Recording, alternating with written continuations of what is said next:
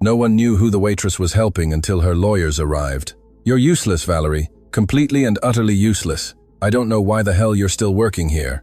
Lauren Miller's words echoed throughout the main dining room of Summit 44 like a whip crack. Not in a hushed tone, not in the kitchen, not in a closed office where humiliations at least have the decency to hide. Lauren chose to do it there, in the heart of the main dining room, in front of white linen tablecloths, crystal glassware, and impeccably suited diners who pretended not to listen as they held their menus with well-manicured fingers. Valerie Cruz didn't move. She was 24, but at that moment she seemed to carry 40 years of accumulated silence. Her hands held a tray with 2 plates of pan-seared Alaskan halibut with lemon dill butter, perfectly plated, perfectly balanced, perfectly still, even though her inner pulse throbbed like a war drum. Her dark eyes stared straight ahead, not at the floor, not at Lauren, not at the murmuring diners, but at that neutral point one learns to find when pain has to wait its turn. "Are you listening to me?" Lauren demanded, taking a step toward her with her arms crossed over her chest, and that expression she had perfected over years of exerting power over those who couldn't defend themselves. "Mr. Hayes has been waiting for his appetizer for 22 minutes. 22 minutes, Valerie. In this restaurant, that's an eternity. Either you don't have a clock, or you just don't care." "It was a kitchen error, Miss Miller," Valerie said in a quiet, precise voice, like someone measuring each syllable so it wouldn't cost her more than it already had. "The halibut came out late from the pass. It wasn't my fault. I don't care whose fault it was." Lauren raised her hand as if to slap the air, though she stopped just short. "When the customer complains, the problem is you. It's always you. That's what you're here for, to be the shield. Do you understand? Do I need to explain things to you with drawings?"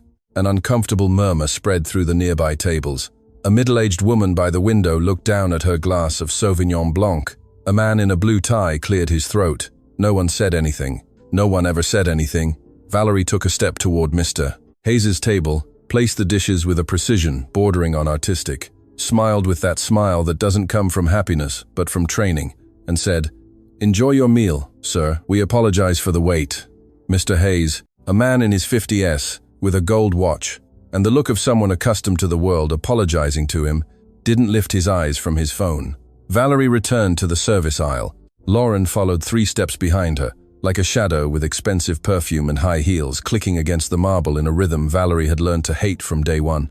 "This is the 3rd complaint this week," Lauren whispered, when they were out of the dining room's visual range, though still perfectly audible to the pair of busboys pretending to fold napkins. "3 complaints, Valerie. A 4th, and there'll be nothing I can do for you." Valerie didn't respond. Not because she had nothing to say. She had a lot. She had 3 years' worth of things to say, piled up like boxes in a windowless room. But she had also learned that words from someone without power are ammunition the other uses to shoot back. So she remained silent, took another tray, and returned to the dining room. Summit 44 was, on paper, one of the top 10 restaurants in the metropolitan city, located on the 44th floor of the Atlas Tower, with a 360-degree panoramic view of the city. An executive chef's menu with contemporary American influences with a French inflection. Prices that made people double-check their bank accounts before making a reservation. Reservations with a 3-week waiting list, on paper. What the food magazine reviewers didn't see, because no one showed them behind the scenes, was what happened on the other side of the swinging doors. The dull pressure on the floor staff, the wine-pairing sales targets that no one could reach, because Robert Thompson, the owner, adjusted them upwards every quarter with the same ruthless logic of someone who knows there will always be someone more desperate willing to try. The hours that stretched without overtime pay, because that's just the hospitality business. If you don't like it, the door's open. The tips that Lauren redistributed at her discretion, a discretion that coincidentally always favored the bar staff and the servers she liked, who coincidentally were never the ones who questioned anything. Valerie had been there for 3 years. She had arrived from Willow Creek, Louisiana, with a canvas backpack, a culinary arts certificate obtained by studying at night at the community college while washing dishes by day in a diner downtown, and the firm, almost stubborn idea that if she worked hard enough in the right place, things would get better. Things hadn't gotten better, but she hadn't left either, because leaving meant giving up, and Valerie Cruz had promised, standing before her mother's grave in the Willow Creek Cemetery, that she wouldn't give up, that what her mother couldn't have, she would build, even if it took time, even if it hurt, even if she had to put up with a Lauren Miller every morning for the rest of her life. It was 17 inches the afternoon when it happened. Valerie was standing by the service station, filling a carafe of sparkling water with cucumber slices. When the restaurant door opened, it didn't immediately draw attention, because Summit 44's doors opened constantly, but something made Valerie look up. Perhaps it was the absence of noise.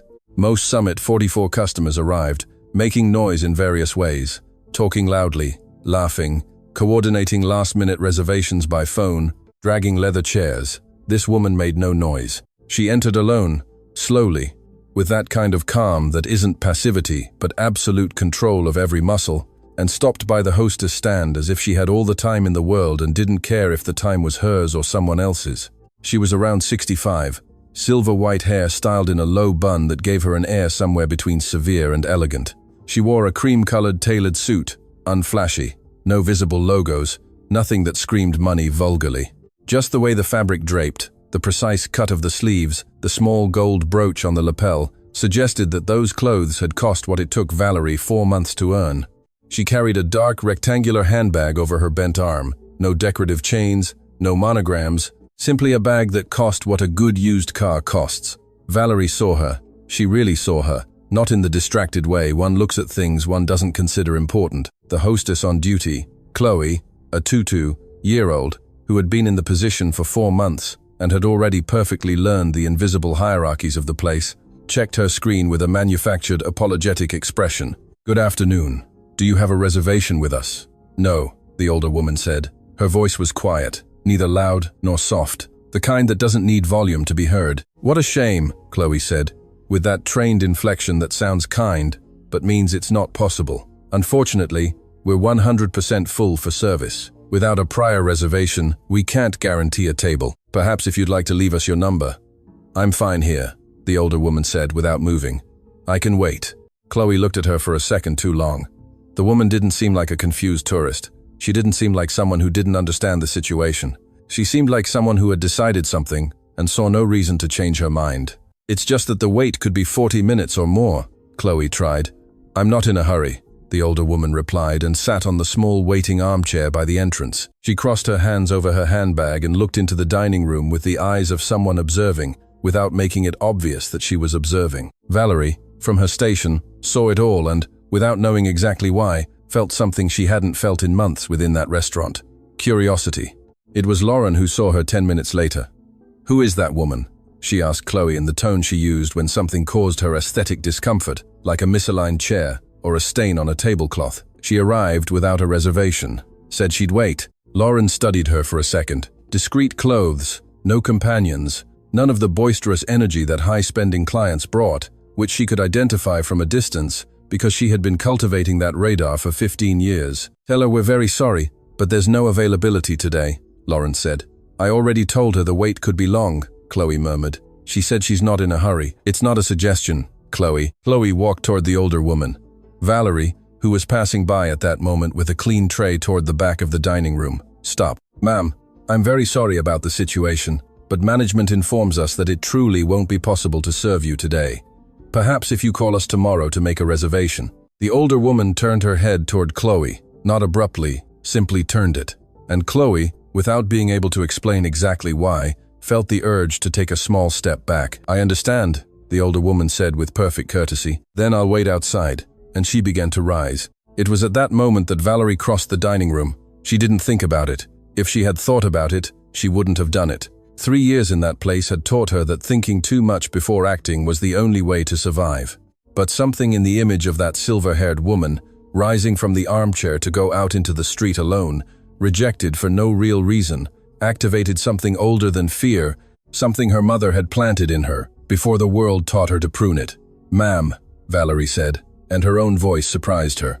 "If you'd like to follow me, there's a table by the side window that cleared out 10 minutes ago. It's mine, it's my service table. I can attend to you." The older woman stopped. She looked at her, not with the condescension with which most customers looked at service staff. She looked at her differently, like someone who recognizes something. "Are you sure?" she asked. "Completely," Valerie said.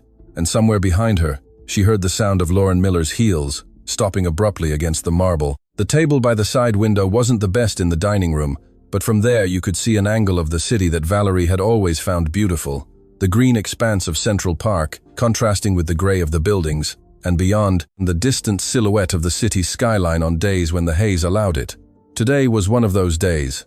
Valerie placed the menu in front of the older woman with both hands, as she had been taught. "My name is Valerie. I'll be attending to you personally. Would you like to start with something to drink while you look at the menu? Still water, please." With pleasure, Valerie walked away toward the beverage station. When she returned with the carafe and glass, the older woman hadn't opened the menu. Her eyes were on the dining room. Not on the city view, but on the dining room, on Lauren, who was talking near the bar with a tense expression, on the servers moving between tables, on the diners, on everything. "May I ask your name?" Valerie said as she poured the water carefully, not spilling a drop. The older woman looked at her. "Eleanor," she said. "Just Eleanor. Welcome, Miss Eleanor. Take all the time you need." And for the first time since she had entered the restaurant, the silver-haired woman smiled. It was a small, almost secret smile, the kind that isn't easily given away. Valerie didn't know it then. She didn't know that smile was going to change everything. Lauren Miller had a particular talent that she considered a professional gift. She could calculate with near-scientific precision how much money a customer would spend just by looking at them for 15 seconds. The haircut, the watch, the shoes, the way they held the menu, everything added up, everything subtracted, and that calculation determined, completely invisibly but absolutely systematically, the level of attention that person received. The older woman at the side table didn't add up well. Discreet clothes, no visible brand, no ostentatious jewelry, no latest generation phone on the table, no companions to multiply consumption, none of the energy of someone arriving to celebrate something. She asked for still water. Still water, not Prosecco, not a Negroni, not the bottle of wine that was the first sign of a good average check. Water. Lauren calculated the probable maximum consumption. $80. Zero tip. Table value occupied per cover. Terrible. And on top of that, the table Valerie had given her was the side table by the small window, which, although not premium, had capacity for 4 people, meaning 3 empty chairs, generating zero income during what promised to be a long, low-performance occupancy. She went to Valerie as soon as she was available at the beverage station. "What do you think you're doing?" she said in that sharp whisper that was her version of discretion. "My job," Valerie replied without looking up, filling another glass of water. "You told me that, woman. You didn't tell me anything directly, Miss Miller," she said. "And Chloe is not my superior." Lauren opened her mouth, then closed it. In 3 years, Valerie had never responded like that.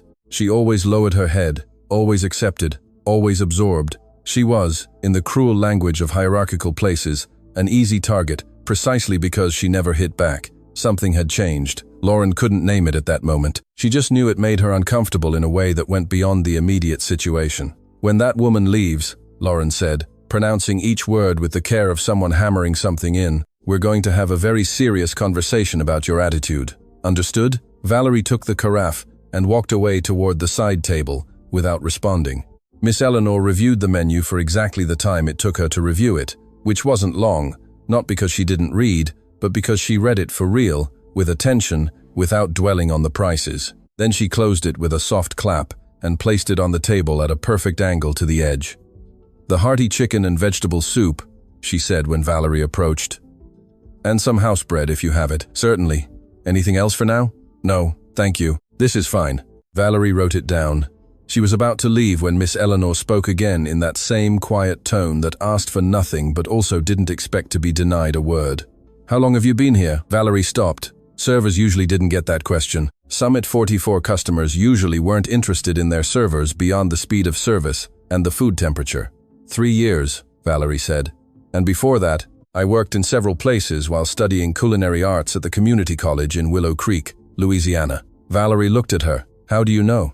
Miss Eleanor vaguely pointed to Valerie's neck, where a small, delicate, hand-carved silver charm, almost invisible below her earlobe, hung. "That's a traditional piece from your region," Miss Eleanor said. "I recognize it." Valerie instinctively touched the charm, which was the only jewelry she allowed herself to wear during her shift, because it was small, and the regulations said earrings had to be discreet. It was her mother's.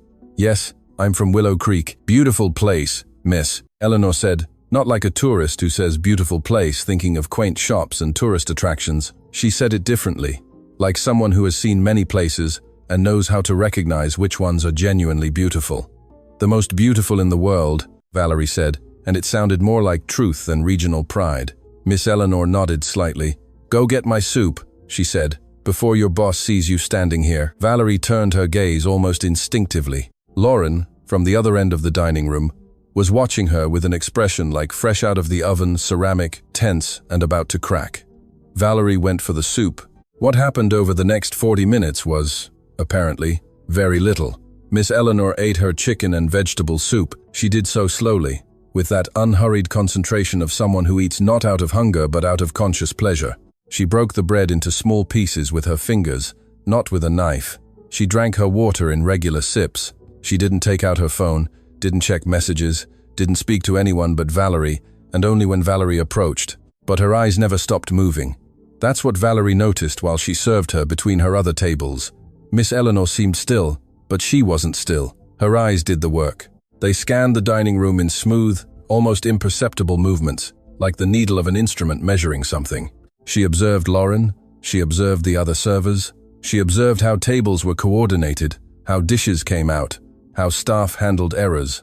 Once Valerie saw her gaze fixed on the kitchen when the swinging doors opened, revealing for a second the organized chaos within. The woman said nothing, just looked. At 2:30, when service began to thin out and the center tables emptied one by one, Valerie approached to offer coffee or dessert. A homemade chicory coffee, Miss Eleanor said. If you have it, we have espresso and americano, but I can ask the barista to make a chicory one if you'd like to wait a few minutes. Miss Eleanor looked at her with something that might have been approval. Do that, she said. Valerie went to the bar. The barista, a guy named Dave who had been there for 6 months and still had enough enthusiasm to do things well, when someone asked him reasonably, took 8 minutes to prepare the chicory coffee with real cane sugar and spices. Valerie served it in a white cup with the small saucer and spoon at the correct angle. Miss Eleanor smelled the coffee before drinking it. Good, she said, and Valerie knew from her tone that that good was worth more than most of the compliments she had received in that job. It was during that coffee when Lauren arrived for the second time. This time she didn't go to Valerie, she went directly to Miss Eleanor's table. She stood beside the chair with that professional smile she used when she needed to seem friendly without being so, and spoke in a tone that was meant to be warm, but had the actual temperature of an industrial refrigerator. Good afternoon, ma'am. I hope everything has been to your liking. I wanted to mention that we'll shortly need the table for evening service. If you'd like to request the check. Miss Eleanor looked up from her coffee, looked at Lauren, and said nothing for 3 full seconds. 3 seconds don't sound like much, but in a face-to-face conversation, 3 seconds of sustained silence with unblinking eyes are enough for anyone to feel that the ground beneath their feet isn't as firm as they thought. Lauren maintained her smile, but something behind her eyes faltered. I haven't finished my coffee yet, Miss Eleanor finally said with perfect courtesy. When I finish, I'll ask for the check. Is that a problem? No, of course not, Lauren said, recovering her tone like someone picking up something they dropped. I just wanted to make sure you had everything you needed. What I need is to finish my coffee in peace, Miss Eleanor said. Valerie has served me perfectly. I don't need anything else. Lauren held her gaze for another second. Then she nodded, turned on her heels, and walked away with that stiffness in her back that, in her, meant something hadn't gone as she expected. Valerie, who had observed the scene from the service station 10 feet away, felt something warm expanding in her chest. It wasn't exactly joy. It was something closer to seeing someone, somewhere in the universe, receive exactly what they deserved. Miss Eleanor finished her coffee 10 minutes later. She asked for the check without Valerie having to approach. She barely raised 2 fingers in the air with a gesture so minimal and precise that only Valerie, who had learned to observe her, caught it from the other end of the aisle. The bill was $48. Miss Eleanor checked the voucher without dwelling on the decimals. She wrote her signature with a pen she pulled from the inner pocket of her handbag and folded the receipt carefully before returning it. Then she called Valerie. Thank you, she said. It was a pleasure, Miss Eleanor. I hope to serve you again. Miss Eleanor stood up with that effortless elegance. She took her bag and for a moment stood by the table, looking at the city through the side window. Central Park, green and sprawling, the distant skyline clear that afternoon, the enormous, indifferent city beneath everything. Do you know what's most interesting about being on the 44th floor? She asked Valerie without turning her head. What, ma'am? That from here, you can see exactly who's down below, the woman said, and who thinks they are. Valerie didn't quite understand. She nodded anyway. "Miss." Eleanor turned to her, and before walking away toward the exit, she did something she hadn't done throughout the meal. She reached into the inner pocket of her jacket and took out a small notebook. Not an electronic organizer. A thin, physical notebook with a gold leather cover, worn from use. She opened a blank page, wrote something with the same pen as before, tore out the page with millimeter precision, and handed it to Valerie. It was a number, just a phone number, no name, no context. "In case you ever need anything, miss," Eleanor said, and left. Valerie stood by the empty table with the folded piece of paper in her hand. She opened it again, read it again, folded it, put it in her apron pocket, right next to the silver charm her mother had given her for her last birthday before she died. From the back of the dining room, Lauren's heels were already clicking again against the marble, approaching. Valerie didn't look up. She thought about what the woman had said about the 44th floor, and for the first time in a long time, she didn't feel like she was down below. Robert Thompson never came down to the dining room before 4 inches the afternoon. It was an unwritten rule, like so many other things at Summit 44, that everyone knew and no one had articulated aloud. The owner of the most exclusive restaurant on the 44th floor of the Atlas Tower arrived after noon. He settled into his back office with a city view and a single malt whiskey that no one served him because he chose and poured it himself. And from there, he managed what he called the strategic vision of the business, which in practice meant reviewing the previous day's sales reports, making calls loud enough for the kitchen staff to hear through the door, and eventually coming down to the dining room when he felt his presence was necessary to remind everyone that the restaurant existed because he existed. That Tuesday, he came down at 2:47. Valerie saw him appear from the internal stairs with that way of walking that wasn't exactly arrogant, but wasn't humble either, but something in the middle, where men who have had money long enough to believe that space reorganizes itself when they enter it reside. 52 years old. Dark hair with graying temples that he cultivated, with the precision of someone who knows it, gives him an air of authority.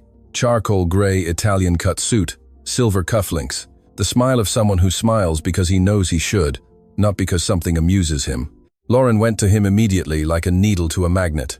Valerie couldn't hear the conversation from where she was, but she didn't need to. She knew their body language well enough to read it from a distance.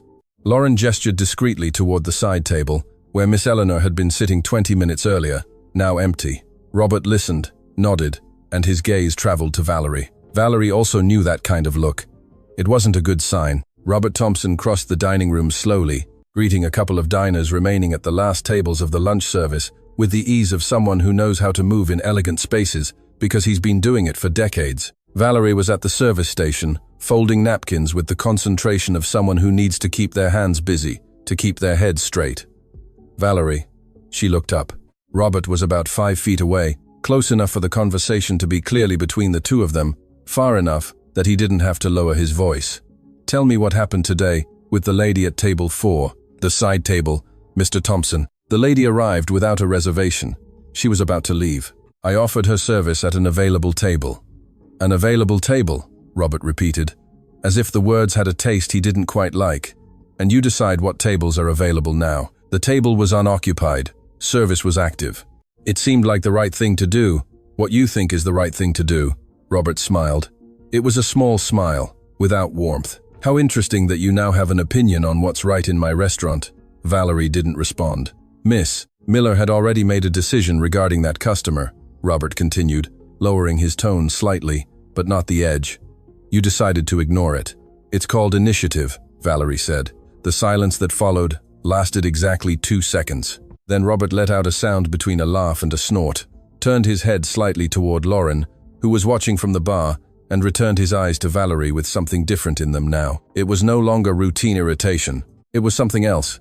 "Initiative," he repeated. "What a pretty word for what was actually disrespect to your management. A unilateral decision that ignored this restaurant's protocol, and a waste of time with a customer who spent less than $50 at a 4-person table during an hour and a half of peak service." He paused, calculated. "Do you know how much that table costs per hour in terms of potential income? Mr. Thompson, I'm not asking you what you think. I'm telling you what you did." The dining room was almost empty now, but the 2 or 3 remaining diners had stopped pretending they weren't listening. The busboy arranging glassware at the back station had frozen. Chloe, the hostess near the entrance, was looking at the floor. Valerie felt the heat rising from her chest to her neck. It wasn't shame, or not just shame. It was that specific, exhausting mix of rage and powerlessness that occurs when someone is right about the facts, but completely wrong about what matters. And you know that pointing it out is useless because power is on the wrong side. In this restaurant, Robert said, raising his voice just enough to make it clear that he didn't care if they heard him, decisions about customers, tables, and protocol are made by management, not floor staff. Is that clear? It's clear, Valerie said. Because if it's not clear, we can make it clear in ways neither of us will enjoy. It's clear, Mr. Thompson.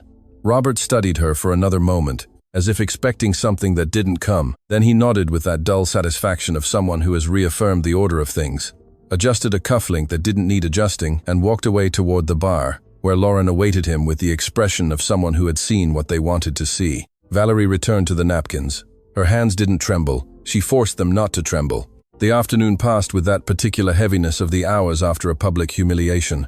Everything worked as always on the surface. Service continued. Dishes went out. Customers came and went, but there was an invisible layer of discomfort covering everything, like the vapor before a storm that still hasn't decided to break. The servers who had witnessed the exchange avoided eye contact with Valerie, not out of cruelty, but out of that form of cowardly solidarity that consists of not being associated with someone who has just been singled out by power, because power has memory and selective vengeance. Only Dave, the barista, said something in passing. Hey, that chicory coffee was cool. It wasn't much, but at that moment, it was enough. Valerie kept working. At 4:10, when lunch service had closed and staff was transitioning to dinner prep, Lauren called her to the management office. It was a small room behind the cold kitchen, with a glass desk and a single chair on the staff side, meaning whoever entered that office was always seated lower than Lauren, who used a high-backed executive chair. Valerie had noticed that detail of power architecture the first month and never forgotten it. Sit, Lauren said without looking up from a sheet of paper she held with both hands. Valerie sat. I want you to know, Lauren began, still without looking at her, that what happened today wasn't just a breach of protocol. It was institutional disrespect, and I want it documented. She pulled out a pre-printed sheet. It was a formal warning form. It already had Valerie's name written at the top, and the date, and the description of the incident. Failure to follow direct managerial instruction. Unauthorized table assignment to unreserved customer. Valerie read it. She read it completely, slowly, with that attention one gives to documents when one knows the words will matter later. I need your signature, Lauren said. Can I take a copy? Lauren finally looked up. Excuse me? A copy for my records. It's my right under federal labor law. The silence that followed had a different texture than that of the dining room. More compressed, more charged. Here you go, Lauren finally said with an effortful neutrality. She handed her a copy. Valerie signed the original. She took her copy, folded it into quarters carefully, and put it in her apron pocket next to the paper with the phone number and the silver charm. Treasure pocket, she thought, and almost allowed herself a smile. 5 p.m. was the dead hour at Summit 44. Lunch staff had already left. Dinner staff hadn't quite arrived. The kitchen did its prep in silence, and the dining room was empty and perfectly illuminated by the afternoon sun that entered horizontally through the panoramic windows, turning the marble almost golden. Valerie was alone at the beverage station, organizing the evening cocktail menus, when her phone vibrated in her pocket. A text message. Unknown number. Good afternoon, this is Eleanor. It was a pleasure meeting you today. I hope your afternoon has been peaceful. Valerie read the message twice. She looked at the number. It was the same one written on the paper in her pocket. She typed a brief response. Good afternoon, Miss Eleanor. The afternoon was fine. Glad you enjoyed the chicory coffee. The reply came 30 seconds later, meaning Miss Eleanor had her phone in hand, or very close by. I enjoyed it very much. One last thing, Valerie. Do you know who owns the Atlas Tower? Valerie frowned at the screen. She typed, No, Miss Eleanor. Why?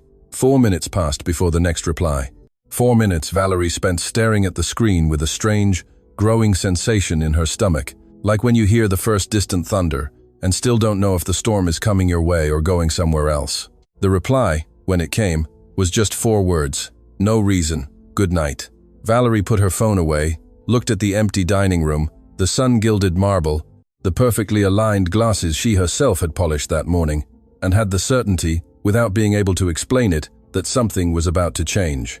She didn't know what, she didn't know when, but she felt it with the same precision her mother had taught her to feel when the weather in Willow Creek was about to change. Not by the clouds, but by something in the air, something that doesn't yet have a name but already exists. That night, when dinner service ended at 11:15 and Valerie picked up her backpack from her locker, Robert Thompson came out of his office with a glass in his hand and saw her from the hallway. He said nothing, just looked at her. Valerie held his gaze for exactly 1 second, then slung her backpack over her shoulder and walked out the service door. The elevator took 2 minutes to arrive, 44 floors down in silence. When the doors opened to the lobby of the Atlas Tower, Valerie walked to the main exit and looked up at the black marble sign next to the reception, the one that had always been there and that she had never needed to read because it was simply part of the decor, like the ferns and the abstract art on the walls. The sign read, Atlas Tower, Metropolitan City, developed and operated by Vance Holdings. Valerie stood very still. She read the name again, Vance Holdings, Eleanor, the chicory coffee, the gold-covered notebook, the eyes that never stopped observing. The question in the message, do you know who owns the Atlas Tower? The lobby air was cold and smelled of marble and old money. Valerie walked out into the street. The city greeted her with its usual noise, light, and indifference. But Valerie no longer felt part of that noise. She walked a block, stopped at the corner, took out her phone, didn't type anything, just saved Miss Eleanor's number with a name, Eleanor V, and kept walking toward the subway, her heart beating faster than her steps, not knowing exactly toward what, but feeling it with absolute certainty. Something was coming. There was a photograph on Valerie Cruz's phone that no one had ever seen. Not because she hid it with a password or because it was in a hidden folder. It was in the regular roll, among photos of ingredients she had photographed at the farmer's market to study them, screenshots of recipes she wanted to try someday, and the couple of selfies she had taken on her February birthday, with a glass of homemade hot chocolate she had prepared alone in the room she rented in the city.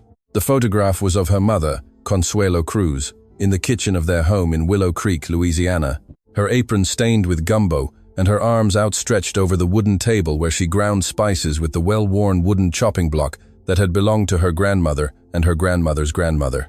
She was 51 inches that photo, though she looked older, not because she was deteriorated, but because she had lived in that way certain people live who don't hold anything back, with all their energy outwardly, toward others, toward the world, without saving any for themselves. Valerie was 19 when she took that photo. She was 21 when Consuelo died. Pancreatic cancer, the kind that gives no signs until there's nothing left to do. The kind that in Willow Creek, in a parish without a specialized hospital less than 2 hours away, in a family without private health insurance, and with the public system overwhelmed, meant one specific and brutal thing. Valerie had left the technical school where she studied culinary arts to be with her mother for the last 4 months. She cooked for her. She bathed her when she could no longer do it alone. She read aloud the cooking magazines they bought together at the market on Sundays, because Consuelo liked to see the pictures of the dishes, even though she couldn't eat much anymore. The last week, when the pain was constant and the painkillers they could get weren't enough, her mother took her hand and told her something Valerie had repeated mentally so many times that it no longer sounded like words, but like the background music of her own life. You're going to get where I couldn't, my daughter, but don't you lose who you are along the way. That's the only thing you can't get back.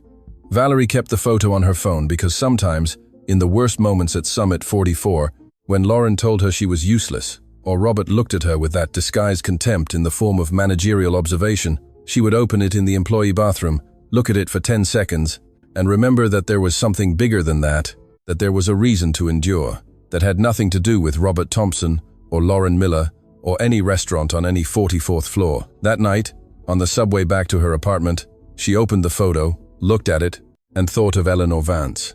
The room Valerie rented in the city was 10 by 13 feet, with a window that opened onto an interior hallway where direct sunlight never reached, a twin bed, a water heater that took 7 minutes to produce warm water, and a 2-burner electric hot plate on which Valerie had cooked things that at Summit 44 would cost $35. It wasn't a pretty room, but it was hers, or almost hers, in the sense that it was her decision to be there on that side of the city, earning what she earned, enduring what she endured, with a plan she hadn't told anyone about. Because telling it aloud made it vulnerable to the opinions of people who had no idea what she carried. The plan was simple and enormous at the same time. 3 years at Summit 44, learning how a restaurant of that level worked from the inside, not from books, not from community college theory, but from the actual floor, the suppliers, the real costs versus declared costs, menu engineering, margins, the mistakes Robert made, and that she mentally filed away because the mistakes of those in power are the most valuable data in the world. Then, with that, opened something of her own. Small, honest, in Willow Creek, Louisiana, where real food still meant something, where her surname still had roots, even though her mother was no longer there to hold them. 3 years were turning into 4, and the plan was still just a plan. Valerie heated water for chamomile tea. She sat on the bed with her back against the cold wall and Googled the name she had read in the Atlas Tower lobby, Vance Holdings. The results took 2 seconds to appear. She read them for 40 minutes. Vance Holdings was, according to the profile in Forbes magazine, which was the 3rd search result, one of the 10 most important real estate investment and corporate development groups in the U.S., founded in 1971 by engineer Arthur Vance Sr. It had been inherited and expanded by his only daughter, Eleanor Vance, who assumed the executive presidency of the group in 1998 after her father's death at 37, at a time when the company was going through a liquidity crisis that most analysts then considered terminal. Eleanor Vance not only survived the crisis, she turned it into the turning point of an expansion that over the next 25 years had tripled the group's portfolio, diversified into manufacturing, food supply chain, and corporate services, and positioned Vance Holdings as owner or co-owner of more than 200 properties in 12 states, in addition to holdings in Canada, Mexico, and the UK. The Atlas Tower, in the financial district, was one of its most recent properties. It had been completed in 2019.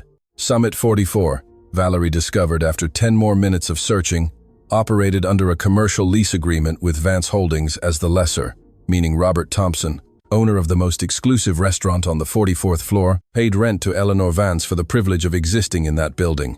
Valerie put the phone on the bed. She looked at the ceiling of the room, which had a small crack in the corner that had been there since she arrived, and that no one had repaired, because the landlord was the kind of person who accepted punctual payment in exchange for not asking questions and not fixing anything.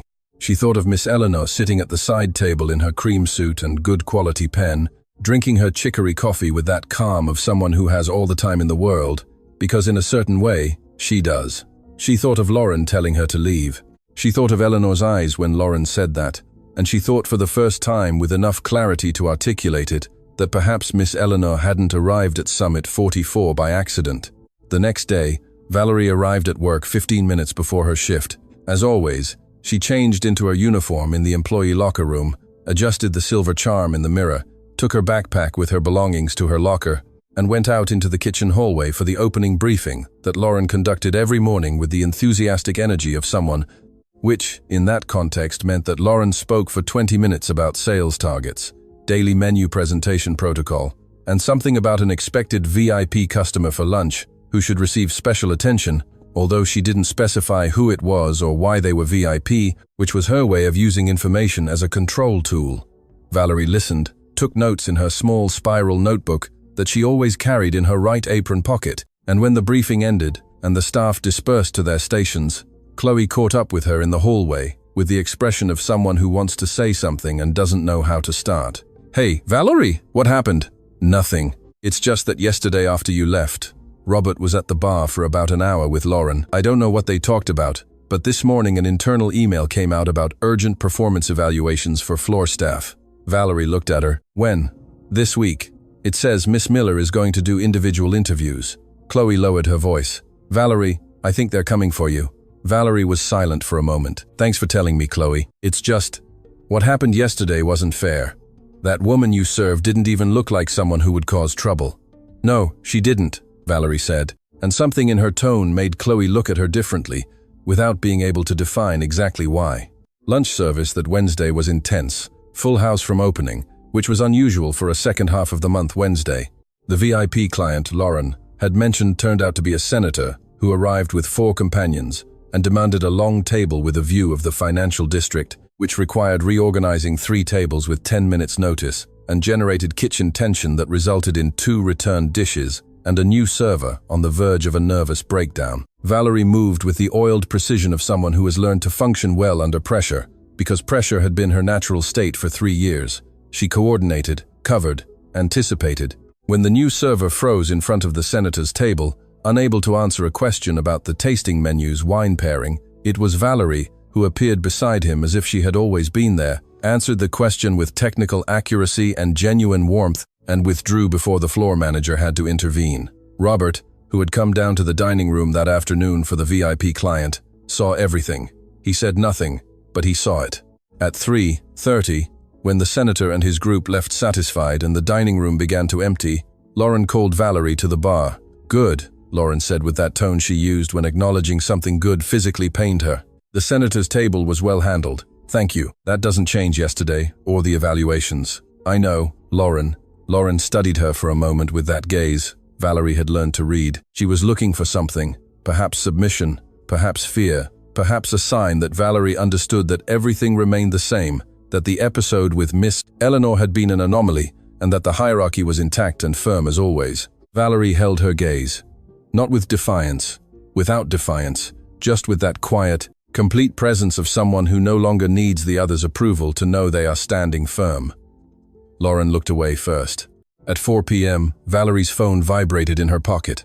A message from Eleanor Vance. "Valerie, are you available Thursday at 10 a.m. for coffee? Outside the restaurant." Of course.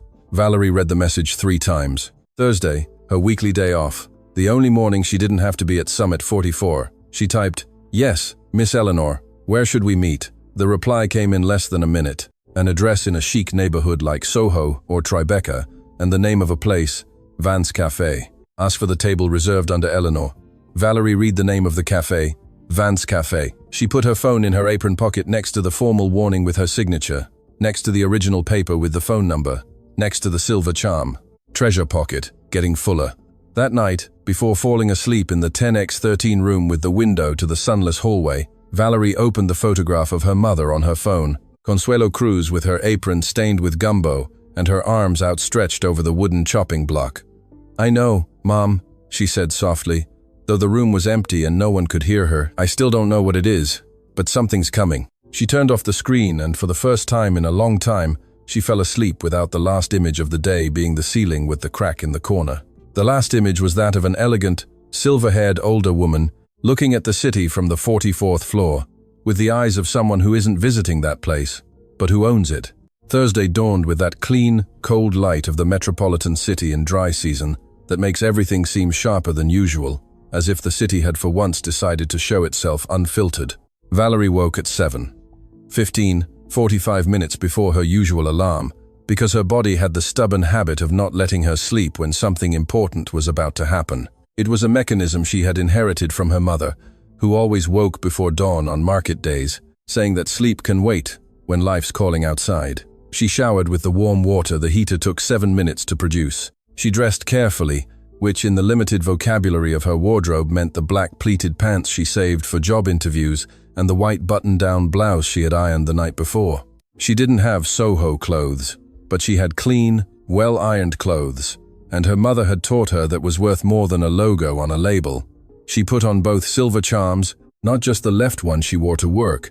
She left for the subway at 8:20. Vance Cafe was on a side street in Soho, between an art gallery and an architecture agency with a frosted glass facade. It was discreet from the outside, a dark wooden door with no large sign, just the name in small bronze letters at eye level, the kind that doesn't seek to be found by just anyone, but by those who already know it exists. Valerie arrived 10 minutes before 10. She pushed the door. The interior smelled of specialty coffee and old wood in a way that wasn't decorative, but real, the kind of smell that accumulates over years of genuine use and cannot be manufactured with scented candles. The ceiling was high, with exposed beams. The tables were few, well-spaced, with ivory linen tablecloths. There was no music, or the music was so low that silence absorbed it. A young woman in a dark uniform approached immediately. "Good morning, Miss Cruz." "Yes, Miss. Eleanor is waiting for you. Please." She followed her to a table in the back by a window, overlooking a small inner garden with an orange tree in the center. Eleanor Vance was sitting with a steaming cup in front of her and a closed folder on the table that Valerie noticed but didn't stare at, because she had learned that looking too much at things that haven't been shown to you yet is a form of anxiety that the other person can read.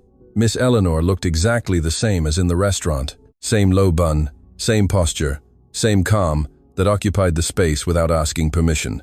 She wore dark gray this time, another perfect ensemble of impeccable fabric. Valerie stood up to greet her, which was not a gesture Valerie expected and therefore took her slightly by surprise. The woman extended her hand. "I'm glad you came. Thank you for the invitation, Miss Eleanor. Sit. What will you have? What you're having, if possible." Eleanor made a minimal gesture toward the woman in the dark uniform, who disappeared without anyone saying anything else. "Did you sleep well?" Eleanor asked. "Reasonably," Valerie said, which was the honest answer, without being unnecessarily intimate. Eleanor nodded. "Me neither. At my age, one sleeps less but thinks more. I'm not sure it's a convenient exchange." Valerie smiled. Eleanor also, barely. The coffee arrived. It was chicory. Valerie knew it by the smell before she saw it. Cinnamon, cane sugar, the specific darkness of slowly brewed Louisiana coffee. It was served in a glazed ceramic cup, the kind that retains heat differently from porcelain. "I assumed you'd prefer it that way," Eleanor said. "It's perfect," Valerie said, and it was. They talked for 20 minutes about things that weren't the important things. Eleanor asked her about Willow Creek, about her specific town, with the geographical and cultural knowledge of someone who had truly been there, and not just passing through on a gastronomic tour. She asked her about her mother's gumbo, which Valerie had mentioned in passing on Tuesday at the restaurant, although she didn't actually remember exactly when she had said it. She asked her about the community college, about the curriculum, about what Valerie had learned there that she hadn't expected to learn. Valerie responded with the same direct honesty she used when someone asked her real questions, which was different from the protocol honesty she used with Summit 44 customers. She spoke of her mother naturally, without the lump in her throat that sometimes appeared when the subject came up by surprise. She spoke of Louisiana cuisine with the technical knowledge and simultaneous love of someone who grew up immersed in it. Eleanor listened in the same way she did everything, with complete attention and without haste. When the second coffee arrived without anyone having ordered it, Eleanor placed her hands on the closed folder and looked her in the eyes. "Valerie, I want to ask you some direct questions, and I want you to answer me with the same directness. Agreed?" "Agreed." "How long have you been mistreated in that restaurant?" The silence lasted a second. "Since the beginning," Valerie said. 3 years. "Have you filed a formal complaint?" "No." "Why not?" Valerie thought of the answer before giving it, not because she didn't know it, but because there were several versions of it and she wanted to give the correct one. Because in those kinds of places, the one who complains is the next to leave, and I needed to stay. For what? To learn, to save, to have enough to do something of my own later. Eleanor nodded slowly. "And what is that something of your own?" Valerie said it for the first time aloud to another person, with all the words. "A restaurant in Willow Creek. Small, traditional, regional cuisine, with contemporary technique, in my town or nearby, where my mother's food has the place it deserves. The interior garden with the orange tree was perfectly still behind the window." Eleanor opened the folder. Inside were 3 documents. The first was a letterhead from Vance Holdings. Valerie recognized the logo she had seen the night before on Google, an intertwined V and H, in a clean, unpretentious design. The second was what appeared to be a lease agreement, several pages, dense text, numbers. The third was a shorter sheet, with a heading that read, "Culinary Development Proposal, Roots Project." "I didn't arrive at Summit 44 by accident on Tuesday," Eleanor said without preamble. "I've been visiting restaurants operating on my group's properties for 3 months, evaluating. Mr. Thompson's contract expires in 4 months, and we have enough information about labor and fiscal irregularities in his operation not to renew it, if that's what the group decides." Valerie said nothing. She listened. "What did arrive by something akin to accident," Eleanor continued, "was you. I didn't expect you. I went to observe an operation and found something different." A brief pause. "The way you moved that day, the way you served me. It wasn't protocol. It was something that isn't taught in any hospitality school because it comes from somewhere else." "From my mother," Valerie said without thinking. "Yes," Eleanor said. "From your mother." The garden remained still. The orange tree wasn't moving. "The Roots Project," Eleanor said, pointing to the third document, "is an initiative my group has been developing for 2 years. We want to open 3 authentic regional American cuisine restaurants in strategic locations: Metropolitan City, Chicago, and Willow Creek. Not chains, not franchises, restaurants with real identity, culinary direction, with genuine roots in the region, and an operation that respects staff and product equally." Valerie looked at the document without touching it yet. "The Willow Creek space," Eleanor said, "has been without a culinary director since we started the project. We've interviewed 8 people. None had what we're looking for. The silence that followed was the kind that doesn't beg to be filled. Valerie lifted her eyes from the document and looked at Eleanor. "Why me?" she said. "I'm not a titled chef. I don't own my own restaurant. I don't have a resume that justifies this." "No," Eleanor said, "but you have 3 years of real knowledge of how a high-level restaurant works from the inside. You have solid technical training. You have the knowledge of Louisiana cuisine that cannot be bought or studied in the metropolitan city. And you have," she paused minimally, "something the previous 8 candidates didn't have." "What?" "The right reason to do it." Valerie felt something stir in her chest. It wasn't euphoria. It was something quieter and deeper. The kind of emotion that doesn't erupt but settles like water finding its level. "I need to think about it," she said. "Of course," Eleanor said.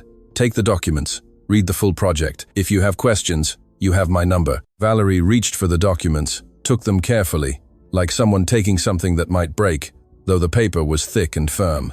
"Miss Eleanor," she said, "when did you know at the restaurant? When did you know you were going to do this?" Eleanor looked at her with that small, almost secret expression Valerie had first seen on Tuesday. "When I asked Chloe if I could wait on the street, and you crossed the dining room," Eleanor said, "at that moment, because sometimes it's enough to see how someone treats those who can give nothing in return."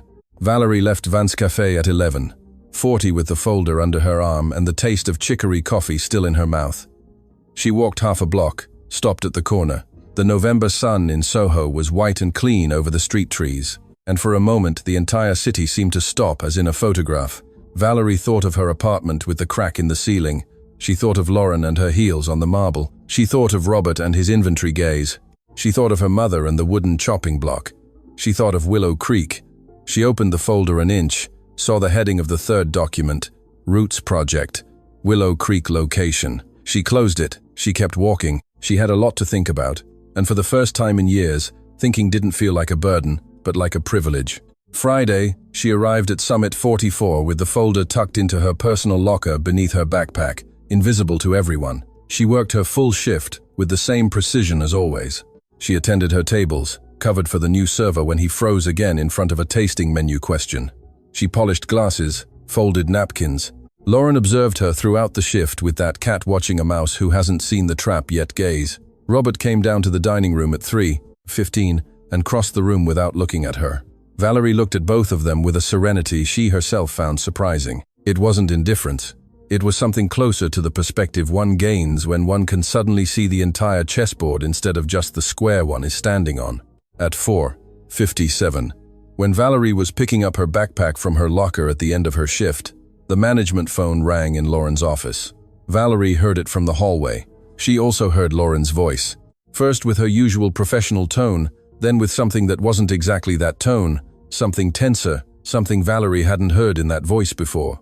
She picked up her backpack, checked that the folder was still under it, closed the locker, and left through the service door. The elevator took 2 minutes, 44 floors down.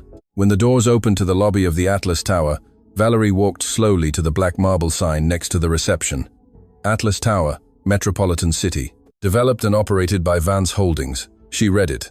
She nodded slightly, like someone confirming something she already knew but needed to see one more time, and walked out into the street. Monday, Valerie arrived at Summit 44 at 9:50 a.m., 10 minutes before her shift. As always. Except this time something was different in the lobby of the Atlas Tower. There were 2 men in suits by the reception. They weren't restaurant customers. She knew that immediately, because it was too early for lunch service, and because Summit 44 customers didn't wait in the lobby, but went straight up, nor were they suppliers. Suppliers arrived through the underground loading dock, with invoices in hand, and the energy of someone in a hurry because they had 4 more deliveries after this one. These men waited with the specific calm of those who have all the time in the world, because time in this situation is on their side. Impeccably cut navy blue suits, dark leather briefcases, no visible phones, which in the contemporary corporate world was almost a declaration of intent. The taller of the two conversed in a low voice with the receptionist, who was looking at her screen with an expression of someone checking something she hadn't expected to check this morning. Valerie looked at them as she passed. The taller man looked up at her for a second with the quick, professional evaluation of someone who has learned to categorize people in fractions of a second. Then he returned to the receptionist. Valerie took the elevator 44 floors up, the opening briefing that Monday was different from the first minute. Lauren stood in front of the staff with a tension in her shoulders that Valerie had learned to read over 3 years, and which normally meant something had gone wrong with the weekend's numbers, or that Robert had called with some last-minute instruction that Lauren couldn't process without transmitting it as downward pressure. But this tension was different. It was deeper, quieter, the kind that doesn't come from numbers, but from something numbers cannot solve. "Today's service will be normal," Lauren said, with that precision of words people use when managing something internally while speaking. "I want special attention to presentation protocol, and I need all staff to be available at their stations from 11 a.m. without exception." No one asked why. At Summit 44, no one asked why when Lauren used that tone. Valerie noted in her spiral notebook, 11 a.m., all staff at stations, and underlined the time without knowing exactly why. At 10:43, the main elevators of Summit 44 opened.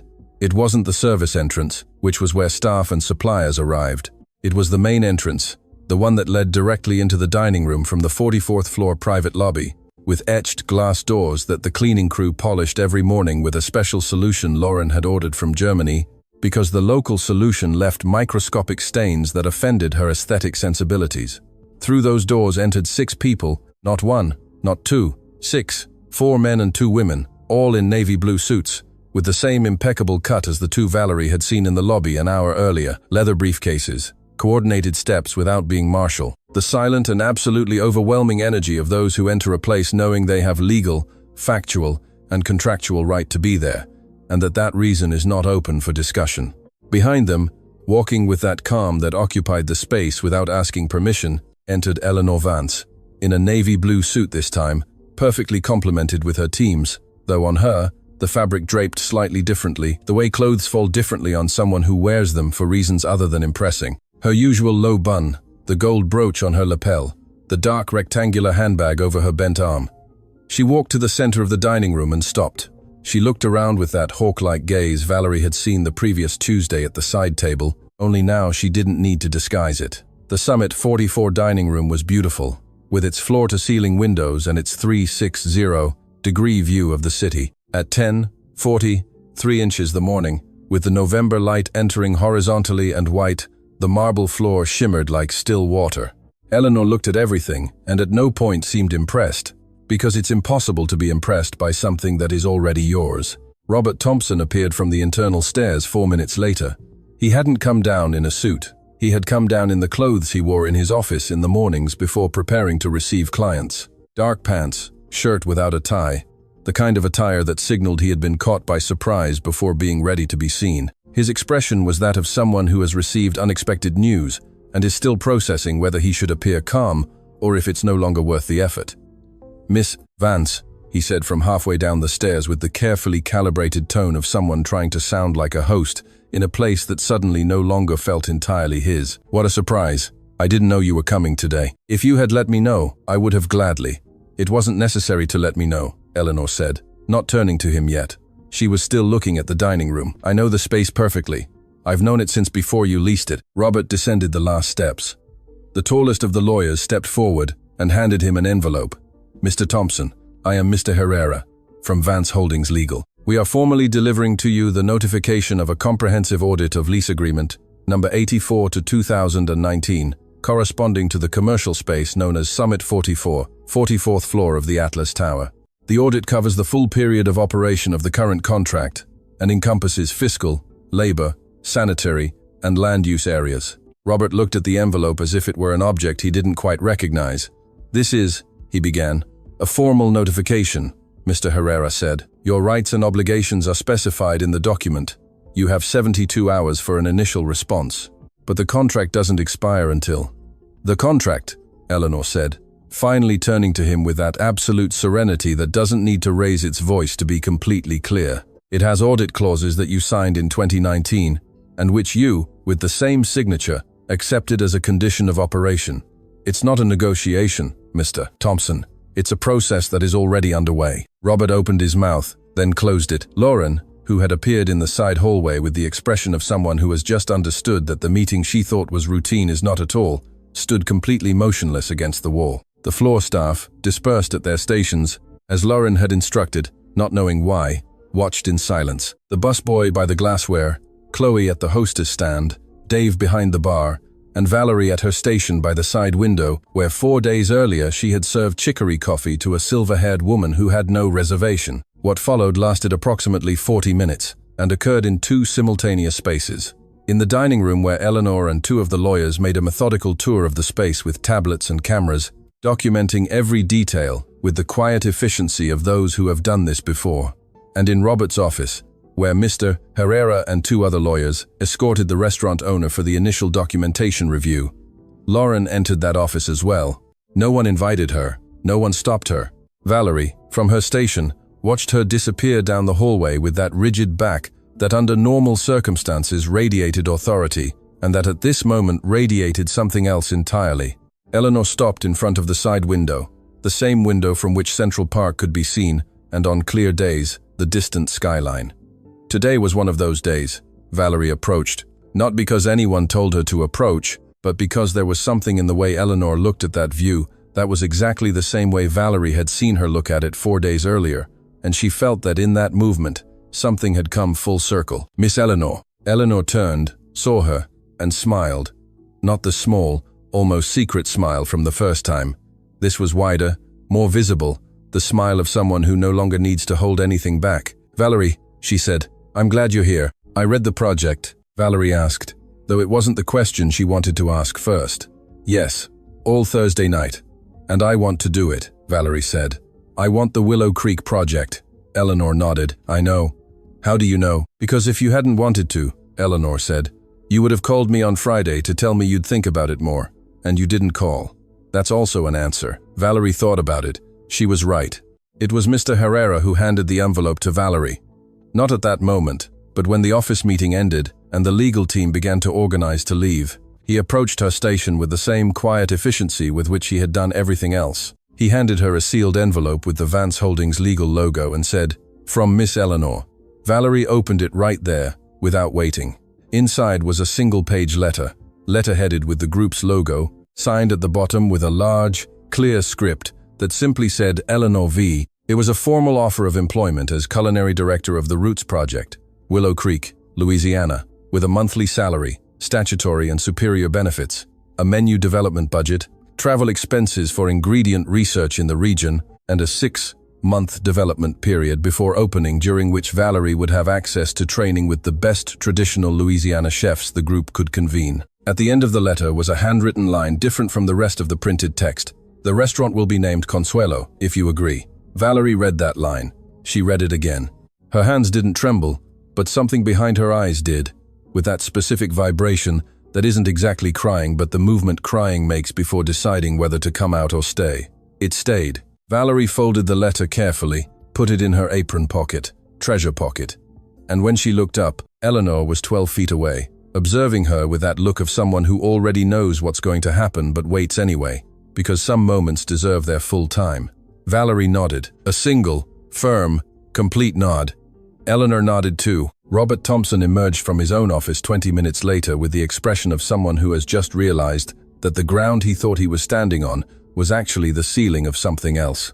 Mr. Herrera handed him a second document, the formal initiation of the non-renewal process for the contract due to breaches of labor clauses identified in the preliminary audit, including unauthorized tip redistribution, systematic non-payment of overtime, and 3 formal warnings issued in the last 6 months without the required legal procedure. Robert took it, looked at Lauren. Lauren looked at the floor. The marble, which that morning shone like still water under the November light, continued to shine exactly the same, indifferent, as marble is, to who steps on it and with what kind of shoes. Eleanor approached Valerie one last time before leaving. "You have 2 weeks to give your formal notice here," she said softly. "Take all the time you need to organize your things. The Willow Creek project begins when you are ready." "Thank you, Miss Eleanor," Valerie said. "Don't thank me yet," Eleanor said. "Give them to me when you taste the first gumbo from the restaurant." And she walked toward the elevators with her team, with that way of walking that doesn't need to announce anything because everything that needs to be said is already said. The etched glass doors closed behind her. The Summit 44 dining room fell silent. Valerie looked at the side window. Central Park, green and sprawling, the distant skyline perfectly clear. She reached into her apron pocket, touched the folded letter.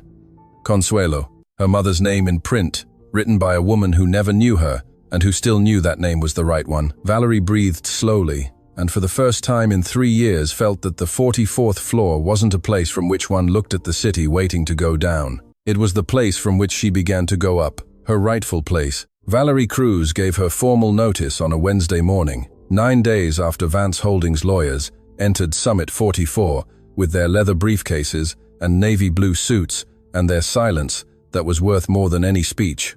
She didn't do it with drama. She didn't do it with the kind of noisy satisfaction that movies suggest one should feel at that moment, with background music and the camera circling the protagonist, while the villain pales in real time. She did it the way she had done almost everything in the last 3 years.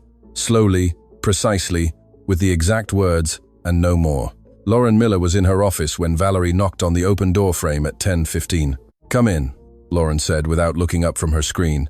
She still had that tone, still used it, although in the 9 days since the lawyer's visit there was something subtly different in it, like a musical note that sounds the same, but on an instrument that has lost some tension in its strings. Valerie entered, placed a folded sheet of paper on the desk. Lauren looked at it, took it, read it. It was Valerie Cruz's voluntary resignation letter, drafted according to the articles of federal labor law, with formal thanks for the period of employment and a request for full settlement of benefits.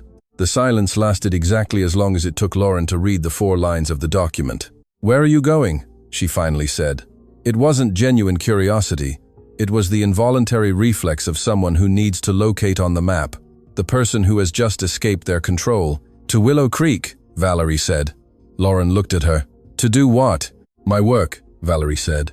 And in that answer, which was the same one she had given 9 days earlier when Robert asked her what she thought she was doing, there was something that closed a circle in such a clean way that Valerie felt it physically, like the click of a lock finally finding the right key. Lauren didn't respond. Valerie picked up her backpack. She left the office.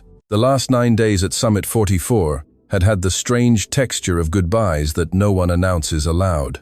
The staff knew something had changed since the lawyer's visit. News in such places travels through silences and changes in expression more than through words. And everyone had seen Robert go back up to his office with the envelope in his hand and the face of someone who has just received an unexpected bill he cannot pay. Everyone had seen Lauren spend the following days with that loose string tension that was new to her and that no one quite knew how to interpret because they had never seen her like that. No one asked Valerie what she knew, but Chloe sought her out on Thursday at the beverage station and told her with that mix of relief and guilt that characterizes good people who have been silent too long. "I'm glad whatever is happening. I don't know what it is, but I'm glad." Valerie smiled at her. "It's going to be okay, Chloe. And you?" "Me too." Dave the barista prepared her a chicory coffee on her last Friday, without her asking, placed it on the bar next to her station, and said nothing. He just lifted his chin in that gesture that, among people who understand each other without many words, means exactly what it needs to mean.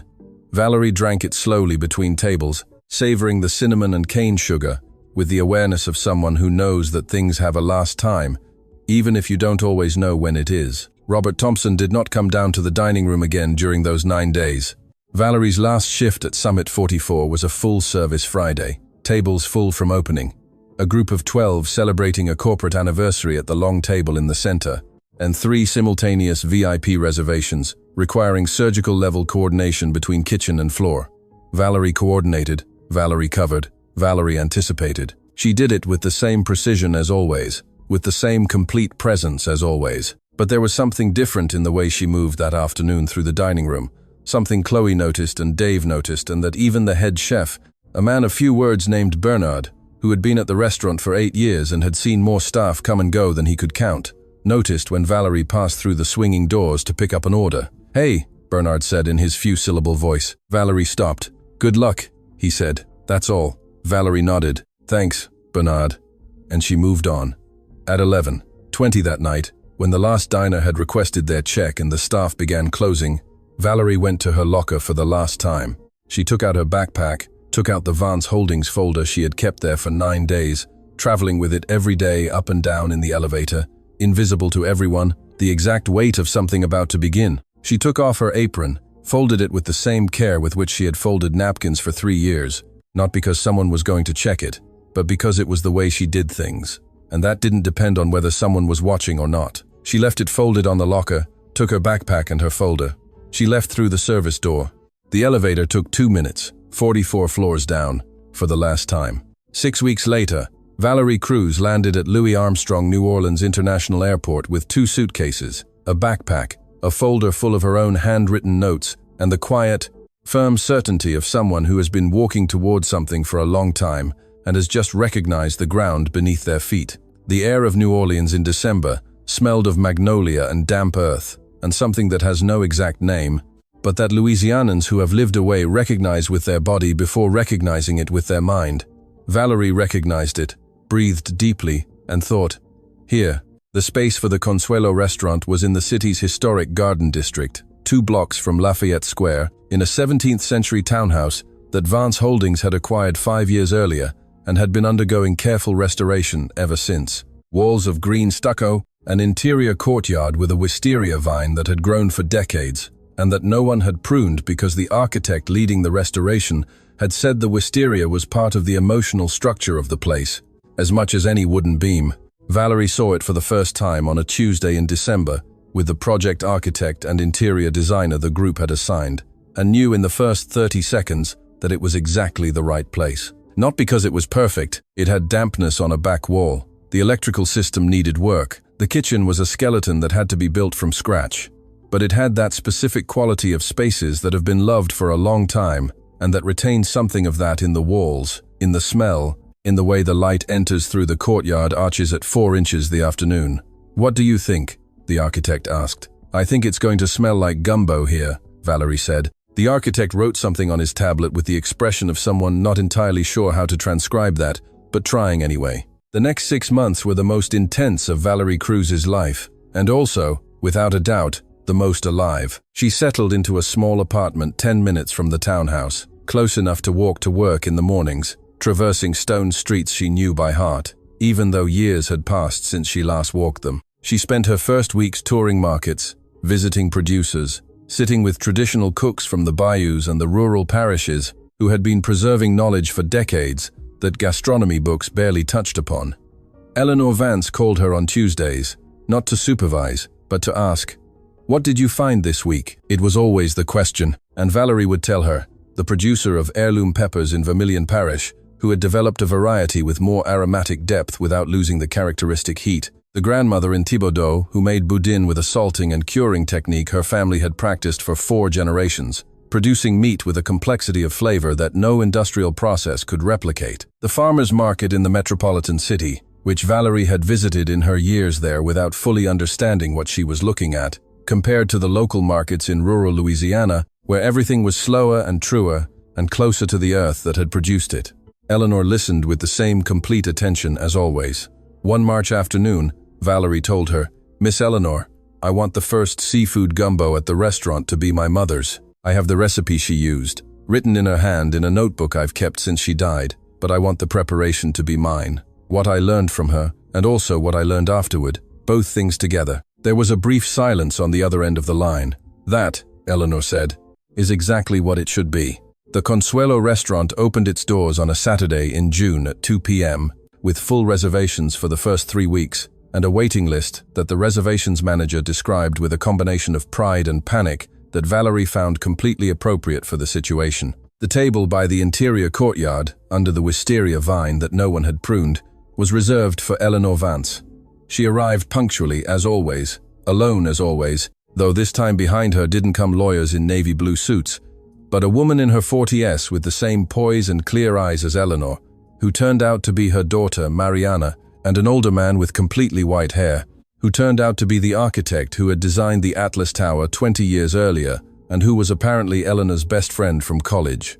Valerie greeted them at the entrance of the townhouse. Eleanor looked her up and down with that quick, complete evaluation that in her was never rude, but simply honest. "You're different," she said. "I'm home," Valerie said. Eleanor nodded. It was the correct answer, and they both knew it. The seafood gumbo arrived at Eleanor's table in a black ceramic pot, served over a portion of slow-cooked rice, with handmade cornbread that one of Valerie's team cooks was patting out in real time in the open kitchen facing the courtyard. Eleanor looked at it, smelled it, took the spoon, tasted it. Valerie, who stood to one side with the same quietness with which she had always awaited Dinah's reactions, watched her. Eleanor's silence as she tasted the gumbo lasted about 5 seconds. Then she looked up. How much of this is your mother's, and how much is yours? Valerie thought of the answer. Exactly half, she said. And I don't really know which is which anymore. Eleanor looked back at the pot. That, she said softly, is what makes it perfect. That afternoon, when service ended and the last diners left for Lafayette Square, with that satisfied slowness of someone who has eaten well and is in no hurry to return to the ordinary world, Valerie was left alone in the interior courtyard. She sat on the stone bench under the wisteria, which in June was in full bloom with its clusters of intense magenta falling over the green stucco arch, as if the entire space had decided to celebrate something. She took out her phone, opened the photograph of her mother, Consuelo Cruz, with her apron stained with gumbo and her arms outstretched over the wooden chopping block. She looked at it for a long moment. I made it, Mom, she said softly, though the courtyard was empty, and the only sound was the water from the small fountain in the center, and the last bird of the day singing from some invisible point in the orange tree. And I haven't lost myself along the way. She put her phone away. She breathed the air of New Orleans, which smelled of magnolia and earth and gumbo and wisteria and stucco, heated by the midday sun, and of everything her mother had left her, and that no Robert Thompson or any Lauren Miller in the world could take from her, because it wasn't in any locker of any restaurant, but in the deepest and safest place there is, within herself. From the courtyard arch, the cook, patting out cornbread, poked her head out. Chef, we're closing. Valerie stood up. Yes, she said, we're closing. And she smiled. Not the trained smile she had learned at Summit 44. Not the contained smile of someone enduring. The smile of someone who had arrived. The end.